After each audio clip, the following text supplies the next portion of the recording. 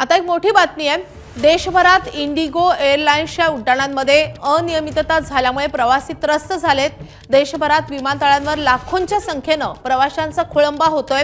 तर काल देशभरात इंडिगो विमानाची 550 उड्डाणं रद्द झाली आहेत। आणखी 2 ते 3 दिवस विमानसेवा विस्कळीतच राहणार अशी माहिती इंडिगोने दिली आहे। दरम्यान उड्डाणांमधील अनियमिततेवरून नागरी विमान वाहतूक मंत्रालयाने इंडिगोच्या अधिकाऱ्यांसोबत बैठक घेतली आहे। इंडिगो एअरलाइन्सच्या नियोजनात मोठी चूक झाल्याचं डीजीसीएने सुनावलंय।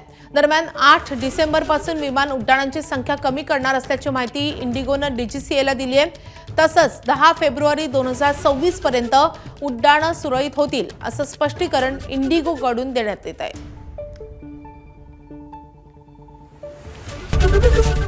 एबीपी माझा, उघडा डोळे बघा नीट।